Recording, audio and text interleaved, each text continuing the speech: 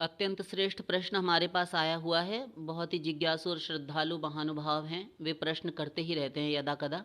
वे प्रश्न करते हैं, क्या एक बार जीव मुक्त हो गया तो क्या फिर कभी बद्ध नहीं हो सकता?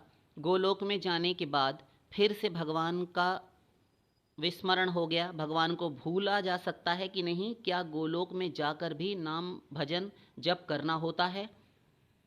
इस विषय में कुछ बताइए। देखिए, सर्वप्रथम तो ये नियम ही नहीं है।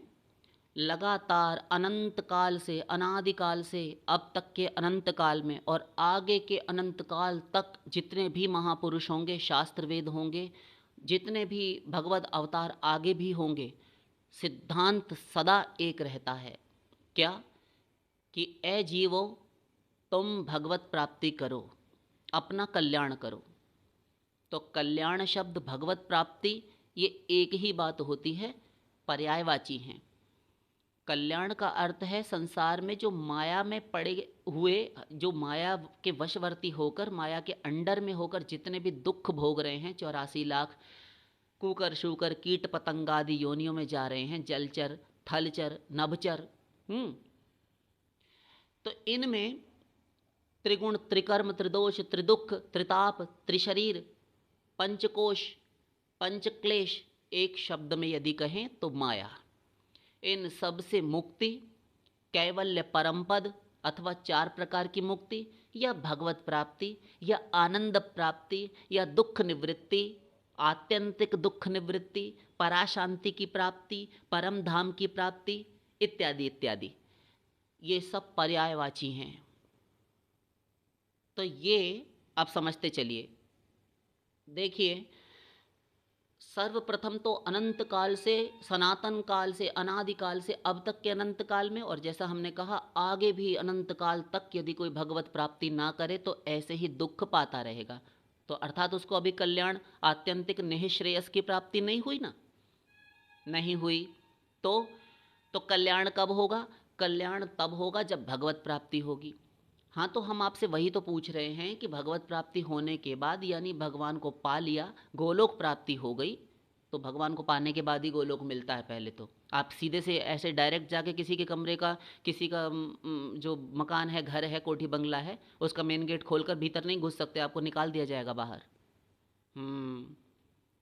तो दो ही तरीके हैं, या तो आप उसके रिश्तेदार हों, या उस मकान में रहने वाले हों, और या फिर उससे परिचित हों, तब आप जा सकते हैं। तो आपको देखकर वो दांत काट देगा, अरे आइए आइए श्रीवास्तव जी, आइए बैठिए। और ऐसे ही, हाँ भाई कौन हो आप, बिना परमिशन के अंदर कैसे आ गए, ऐसा होगा। तो पहले भगवत प्राप्ति आवश्यक है, तब गोलोक वैकुंठ जगत मिलता है, ऐसे नहीं मिलता। हाँ, तो वो कल्याण एक ही बात है, भगवान का लोक और भगवान में कोई अंतर नहीं होता, पहले ये बात भी समझे रहिए। समझ गए? तो कल्याण प्राप्ति हो गई, अर्थात माया निवृत्ति हो गई, आनंद प्राप्ति हो गई, भगवत प्राप्ति हो गई। तो पहले वेद शास्त्र के अनुसार सदा जो नियम है कि कल्याण करो, भगवान की प्राप्ति करने पर कल्याण होता है, तो पहले उसके लिए अनंत प्रकार के उपाय बताए गए, और उसमें से नवधा भक्ति बताई। 3 प्रकार के मार्ग विशेष रूप से हैं। योगास्त्रयो मया प्रोक्ता नृणाम श्रेयो विदित्सया ज्ञानम कर्म च भक्तिश्च नोपायोन्योस्ति कुत्रचित। भागवत, भगवान कहते हैं कि 3 ही योगास्त्रयो मया प्रोक्ता, मेरे द्वारा 3 ही मार्ग कल्याण प्राप्ति के, निःश्रेयस प्राप्ति के बताए गए हैं उद्धव। विदित्सया, विधि पूर्वक। कौन कौन से महाराज? तो नीचे की अर्धाली में भगवान कहते हैं ज्ञानम कर्म च भक्तिश्च, ज्ञान, कर्म और भक्ति। तो ज्ञान से और कर्म से आत्यंतिक दुख निवृत्ति, माया निवृत्ति, आनंद प्राप्ति नहीं हो सकती, भगवत प्राप्ति नहीं हो सकती। ज्ञान भगवत प्राप्ति नहीं करा सकता, और कर्म तो क्या कराएगा बेचारा। कर्म का फल क्या होता है, एक एक वाक्य में समझते चलिए। ज्ञान और कर्म का फल, कर्म ने आपको स्वर्ग दिया, स्वयं नष्ट हो गया। जैसे आपको कोई रोग था, आपने वह गोली खाई, कोई औषधि सेवन किया, शरीर में जाकर वह गोली घंटा 2 घंटा में घुली, उसने वो अमुक स्थान पर जाकर आपका पेन, आपका दर्द, आपके मर्ज का ट्रीटमेंट किया, इलाज किया, गोली घुलघुला गई, अब वो शरीर में नहीं रही, ऐसे ही समाप्त। ज्ञान मार्ग, उसने अज्ञान का नाश किया, खुद भी मर गया, तो ये स्वयं नश्वर है। किंतु ज्ञान कर्म च भक्तिश्च। भक्ति मार्ग ऐसा है अमृत स्वरूपाच। नारद भक्ति सूत्र अमृत स्वरूपा है।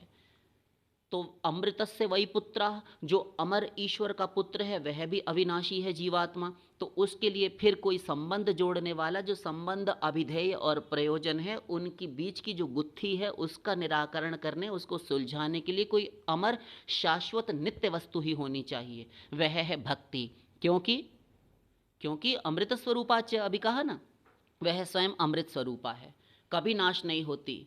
यहाँ पर उसने छाया का रूप धारण कर रखा है। जैसे सीता जी छाया थी ना, रावण उठाकर ले गया था गोस्वामी जी की रामायण के अनुसार, तो वह छाया सीता थी।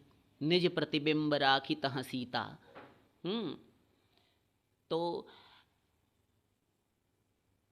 तैसे ही सील रुचिर सुविनीता, वैसा ही रूप था, वैसी ही विनीत थी, वैसी ही विनयवान थी वह सीता जी, छाया सीता। और स्वयं जब ही राम सब कहा बखानी, प्रभुपद ही धरी अनल समानी। जब भगवान ने सब कुछ समझा कर कहा, तब भगवान के चरणों को हृदय में धारण करके अग्नि में समा गई सीता जी और अपना प्रतिबिंब छोड़ दिया। ये छाया सीता गई हैं रावण का विनाश करवाने के कारण बनकर। उसी प्रकार से भक्ति महादेवी ने इस भौम लोक में, इस माइक संसार में समस्त जीवों के पालन पोषण के लिए भगवान की आज्ञा से छाया का रूप धारण कर रखा है। यहाँ भक्तों का पालन पोषण करती हैं और गोलोक में साक्षात भक्ति देवी महादेवी विराजमान रहती हैं। ऐसा है।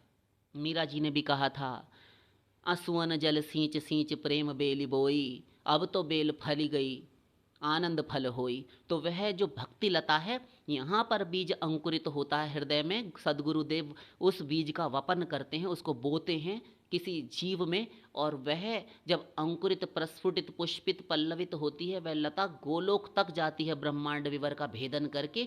और उस भक्ति लता में कृष्ण प्रेम रूपी सुपक्व परिपक्व फल लगता है। अब तो बेल फली गई आनंद फल हुई। बदले में क्या मिला? भगवान मिले, आनंद प्राप्ति हुई। तो प्रथमेव तो भक्ति मार्ग में फिर जब हम आए तो ज्ञान मार्ग और कर्म मार्ग, योग मार्ग, अन्य अन्य जो भी मार्ग होते हैं, जहाँ लगी धर्म कहे श्रुति सज्जन, इन सब से कुछ नहीं होना जाना है। केवल और केवल और केवल भक्ति मार्ग से ही हमारा लक्ष्य प्राप्ति हो सकती है, हमारा लक्ष्य हमको मिल सकता है। ठीक, समझ गए? तो भक्ति मार्ग में क्या करना होगा? आदौ श्रद्धा तथा साधु संगो अथ भजन क्रिया ततो अनर्थ निवृत्ति। ये 4 सोपान आपको, एक जीव को, किसी शिष्य को, शरणागत को पालन करने होंगे। उसके बाद में अपने आप आसानी से करता रहेगा वो। 4 जब तक नहीं होते तब तक गुरु की जान खाए रहता है, गुरु मर जाते हैं, अधमरे हो जाते हैं समझा समझा कर। अनर्थ निवृत्ति, जब तक पाप भरा हुआ काशाय है हृदय में, कुटिनाटी, नाम अपराध, सेवा अपराध, अनेकों प्रकार के कपूयाचरण, ये सारे जो दोष हैं ना मानवीय, ये सब होते हैं। तो ये सब जब तक समाप्त नहीं होते तब तक शुद्ध नहीं होता, भजन में निष्ठा नहीं आती। तब 5वें सोपान पर, अनर्थ निवृत्ति के बाद का 5वां सोपान है निष्ठा। उसके बाद रुचि। अब सही सही भजन चल रहा होता है उसका। यद्यपि पतन होने की संभावना है, किंतु बहुत रेयर चांसेस होते हैं। ठीक, तो इस प्रकार चलना होगा। नवदा भक्ति अंग याजन करना होगा। उनमें से भी 3 प्रकार की भक्ति, श्रवणम, कीर्तनम, स्मरणम, ये होगा। 3 प्रकार की भक्ति विशेष है, शेष 6 प्रकार की हटा दीजिए। तो कोई नौ कर सके नौ करे, विरोध नहीं है, दुर्भावना नहीं कीजिएगा। तो करने लगे।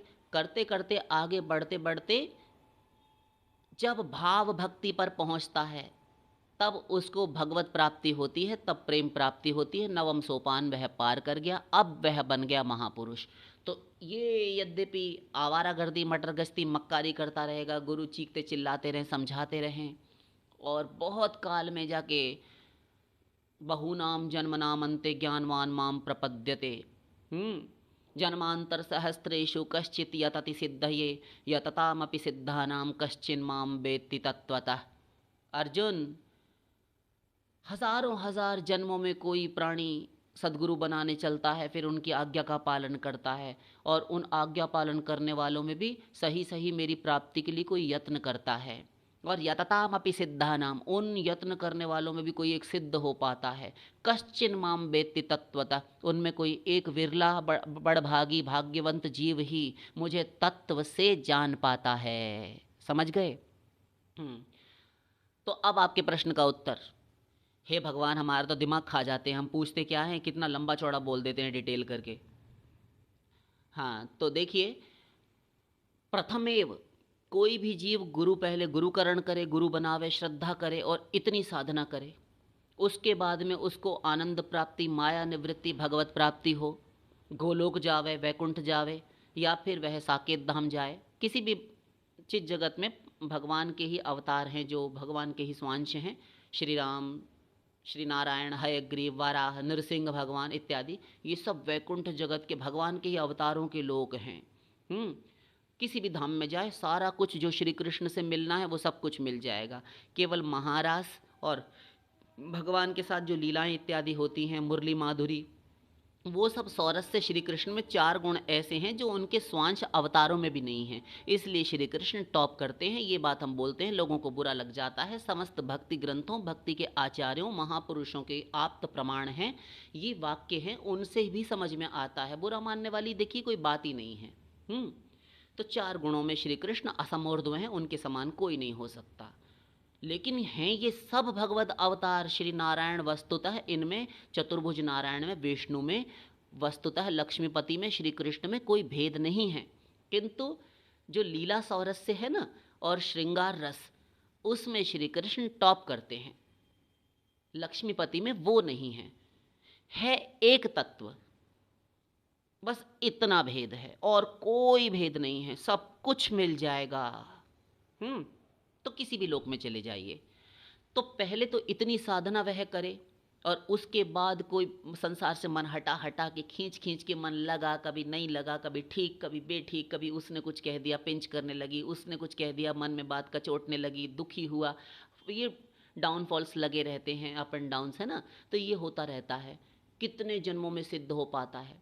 और कोई सही सही चले तब फिर एक ही जन्म में कमाल कर देता है।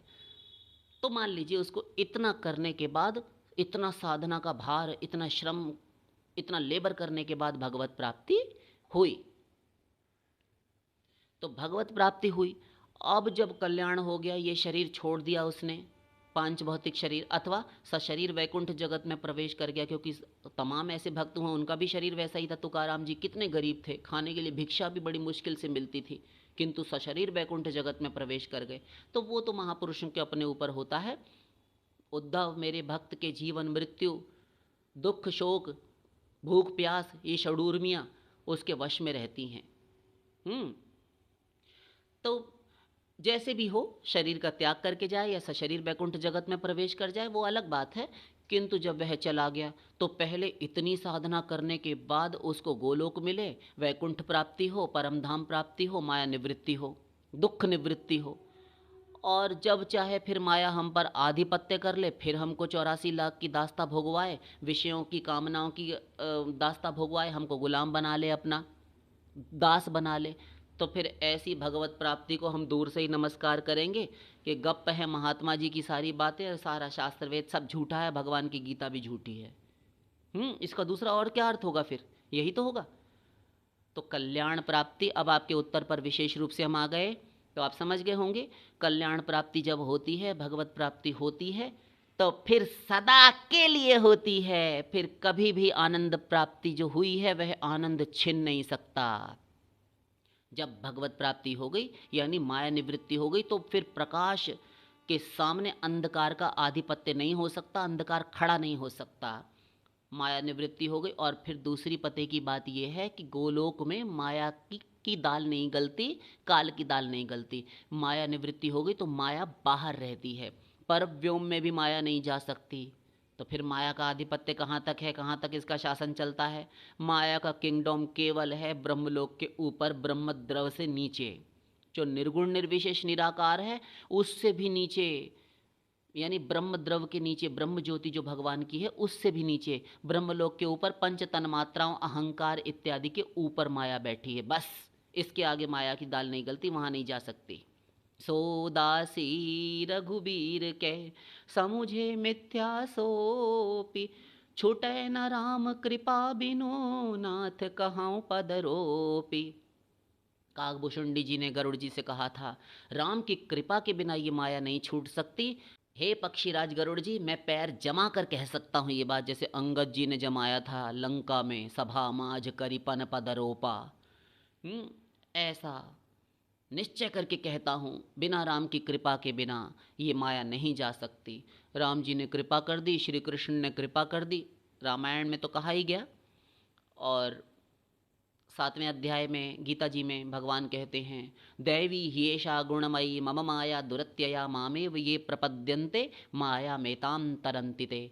जो मेरी ही शरण में आएंगे उनकी माया निवृत्ति हो जाएगी, आनंद प्राप्ति हो जाएगी। तो आप समझ गए, माया निवृत्ति होने के बाद कभी भी माया का आधिपत्य नहीं हो सकता, क्योंकि उसको स्वरूप शक्ति मिल गई, अंतरंगा शक्ति की पावर उस भक्त के पास आ गई। तब ये माया जो है ये निकृष्ट शक्ति है, ये अपरा प्रकृति है, अपरा शक्ति है। भगवान की पराशक्ति से युक्त हो गया जीवात्मा, और उसको जब पराशक्ति, अंतरंगा शक्ति, योग माया शक्ति मिल गई, भगवान की स्वरूप शक्ति मिल गई, ये सारे पर्यायवाची हैं, तब ये बहिरंगा अपरा प्रकृति, यह जड़ माया कुछ नहीं कर सकती। विलज्य मानया यस्य स्थातुमेक्षा पथे मोया मायां तु परेत्यभिमुखे च विलज्जमाना।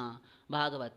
माया झेप कर शर्मा कर रास्ते से ही दूर भाग खड़ी होती है, घबराती है भक्त को देखकर, भगवान को देखकर, क्योंकि दोनों के पास स्वरूप शक्ति है। भक्त और भगवान दोनों स्वरूप शक्ति से नित्य युक्त रहते हैं, इसलिए माया नहीं खड़ी हो सकती।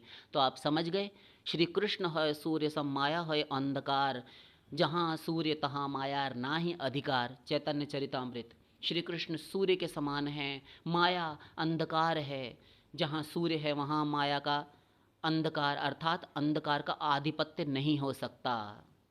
तो आप समझ गए, फिर कभी भी आपको टेंशन करने की आवश्यकता नहीं है, कल्याण प्राप्ति एक बार होती है। साथ ही में आपने दूसरा प्रश्न किया है, उसका भी उत्तर लेते चलिए। आपने कहा है कि क्या गोलोक में जाकर भी नाम भजन करना होगा। तो देखिए, बड़ा ही बचकाना सा सवाल है, किंतु भावुक भक्तों के प्रश्न ऐसे ही होते हैं, किंतु उत्तम है। देखिए, गोलोक में जाकर भी भजन होता है। गोलोक से नीचे जो है, ठीक नीचे महानारायण का लोक है, लक्ष्मीपति का, महाविराट का, तो वह है वैकुंठ जगत। उस वैकुंठ में भी भजन होता है। बस इतना ही फर्क होता है, इतना ही भेद है, इतना ही अंतर है कि यहाँ जो पांच भौतिक शरीर लेकर जो साधक साधना अवस्था में, साधना काल में भजन करते हैं, मन मार मार कर करते हैं, किंतु भगवत प्राप्ति पर यहीं उनकी निष्ठा हो जाती है, साधना अवस्था में ही। किंतु जब भगवत प्राप्ति हो जाती है और जब गोलोक प्राप्ति, वैकुंठ प्राप्ति, परम धाम प्राप्ति हो गई, तब वहाँ पर भगवान की जो 4 प्रकार की मुक्ति आप पिछले पिछले प्रवचनों में सुन चुके होंगे, आप तो भूले नहीं होंगे, तो उसमें हमने 4 प्रकार की मुक्ति आपको जो बताई, तो सार्ष्टी, सामीप्य, सारूप्य और सालोक्य। तब भगवान के लोक में जो सारूप्य मुक्ति मिलती है, भगवान के समान शरीर मिलता है, चतुर्भुज नारायण का ही स्वरूप, चतुर्भुज रूप मिलता है वैकुंठ जगत में। वहाँ भगवान के ही समान शरीर इंद्रियां प्राप्त करके भगवान के पार्षद बनकर, नित्य लीला पार्षद बनकर भगवान की सेवा की जाती है। और गोलोक में राधा रानी की यदि आपने मंजरी और सखी भाव से उपासना की है, तब राधा रानी का शरीर मिलता है, ये कायव्यूह स्वरूप होता है। और श्री कृष्ण की यदि आपने दास्य इत्यादि से उपासना की है भाव से, तब आपको श्री कृष्ण का स्वरूप मिलता है। किंतु दोनों एक से ही होते हैं, चिन्मय होते हैं, सच्चिदानंदमय होते हैं, अप्राकृत होते हैं, अपांच भौतिक होते हैं। शब्द स्पर्श रूप रस गंध सब रहेगा, इंद्रियां रहेंगी, मन रहेगा, किंतु वह दिव्य शरीर होता है, भगवान का शरीर होता है, राधा रानी का शरीर होता है, सच्चिदानंदमय। तब उस शरीर को प्राप्त करके राधा रानी और ठाकुर जी की सेवा होती है। तो सेवा तो वहाँ पर भी हो रही है, वह दिव्य सेवा, प्रेममयी सेवा होती है, प्रेममयी सेवा। और नाम जप भी होता है। आपको तो अपनी पड़ी हुई है, जितने भी भक्त हैं सबको अपनी रहती है। अरे, जो राधा रानी और ठाकुर जी हैं ना, ये प्रियालाल, ये दोनों एक दूसरे का नाम लेते हैं। स्वामिनी अपनी सखियों से कहती हैं, क्या तुम राधे राधे करती रहती हो, थोड़ा उनका नाम सुनाओ, उनकी बातें सुनाओ, तब तो अच्छा भी लगे कुछ। तब सखियां प्रसन्न हो जाती हैं। तब राधा रानी का नाम छोड़कर राधा रानी की प्रसन्नता के लिए श्री कृष्ण का, नंदलाल का कीर्तन करने लगती हैं, तब राधा रानी प्रसन्न होती हैं, भाव विभोर उठती हैं। ऐसे ही श्री कृष्ण के सामने श्री कृष्ण का नाम लिया जाए तो अब वे अपनी सखियों को, दूतियों को, सबको कहते हैं कि क्या तुम ये गोविंद गोविंद और कृष्ण कृष्ण रटती रहती हो।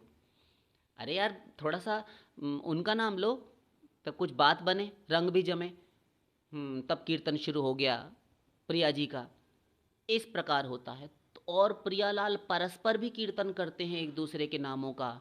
श्री कृष्ण शयन कर रहे हैं और राधा राधा रोम रोम से चल रहा है। राधा रानी शयन कर रही हैं और रोम रोम से सतत कीर्तन चल रहा है श्री कृष्ण का। ये भूलते कहाँ हैं। तो गोलोक में जाकर मुक्ति का अर्थ आप क्या समझते हैं? खाट बिछाकर सोना नहीं है। वहाँ जाकर जीवेर स्वरूप है कृष्णेर नित्य दास। जीव गोस्वामी ने प्रश्न किया था श्री श्री रूप गोस्वामी जी से, के आमी, बांग्ला में, के आमी, मैं कौन हूँ? तब श्री रूप गोस्वामी जी ने कहा था, जीवेर स्वरूप है कृष्णर नित्य दास। जीव का स्वरूप ही है श्री कृष्ण का नित्य दासत्व। तो दास का मतलब जो दासता करे, सेवा करे। सेवक सो जो करे सेवकाई, रामायण में भी कहा गया, बालकांड, धनुष भंग के अवसर पर। तो सेवा करने वाला जो होता है सेवक होता है, और सेवक वो है जो सेवा का कार्य करे। तो हम सब सेवक हैं, भगवान की सेवा करते हैं, करनी चाहिए।